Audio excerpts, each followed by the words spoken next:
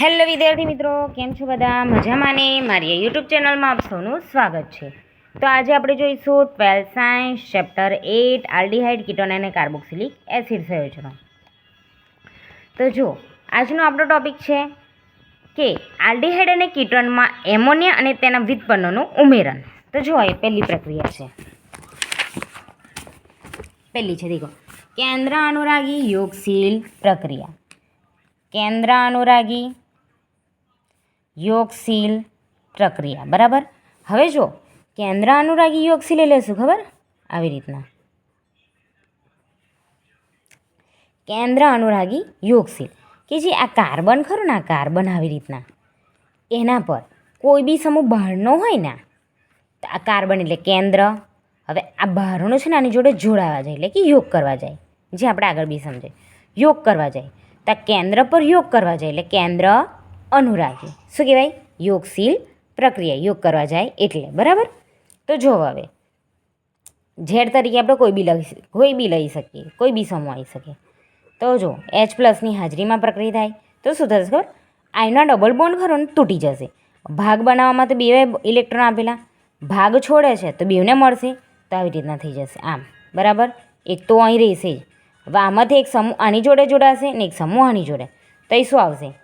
અહીંયા શું આવશે? H આવી જશે ઓ જોડે. હવે શું રહ્યું? NHZ, કારણ કે આમાંથી એક H તો ઓલરેડી દૂર થઈ ગયો. હવે દેખો H2O દૂર થઈ જાય, H2O દૂર થઈ જાય તો દેખો કઈથી દૂર થશે? આનો H, આનો OH દૂર થઈ ગયો તો શું રહ્યું? આના પર શું રહ્યું? ડબલ બોન્ડ NZ રહ્યો. ઓકે, છેલ્લા આપણને નિપજ આ મળી. કેન્દ્ર અનુરાગી યોગશીલમાં અહીંયાથી NH2માંથી એક NH અહીંયા જોડાશે Z, અને O જોડે એક H જોડાશે. આનો H+ ઉદ્દીપકની હાજરીમાં થાય એટલે H+ જતો રહેશે આમાંથી, તો NHZ OH રહેશે. હવે આમાંથી H2O દૂર થાય, એક આનો H, આનો OH, તો H2O દૂર થયો તો શું રહ્યું? N ને Z, બરાબર. NZ રહ્યો તો ડબલ બોન્ડ, બરાબર. આવી રીતના. હવે જો એમોનિયા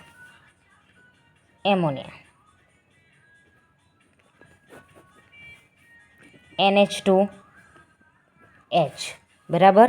હવે જો એની પ્રક્રિયા આવી રીતના હોય ને તો શું મળે ખબર? છેલ્લા શું મળ્યું? 3 ડબલ બોન્ડ, બરાબર. Carbon double bond. હવે ઝેડની જગ્યાએ છે ને આની જોડે શું જોડાયેલું છે?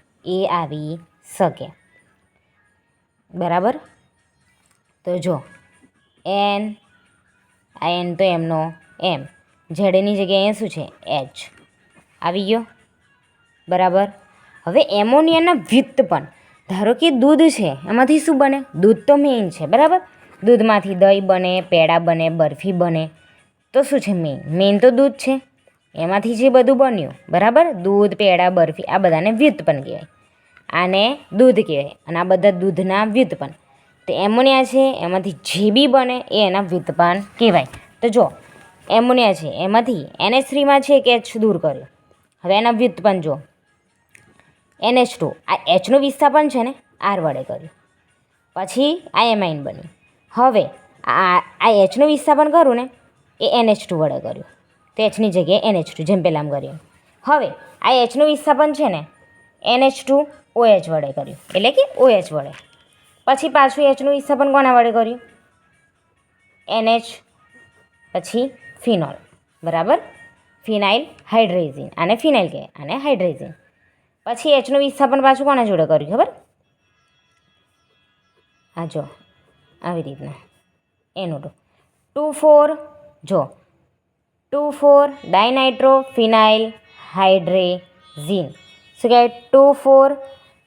2,4 ડાયનાઇટ્રો ફિનાઇલ હાઇડ્રેઝિન, બરાબર. આવી રહ્યો એક અહીંયા NO2 છે એટલા માટે.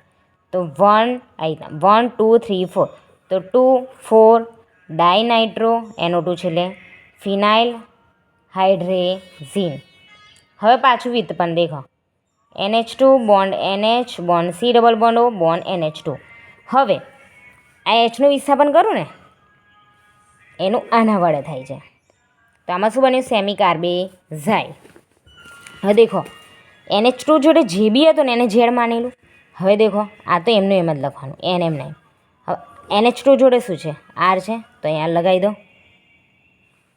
ઓકે વિદ્યાર્થી મિત્રો, પછી દેખો આમાં શું જોડાયેલું છે?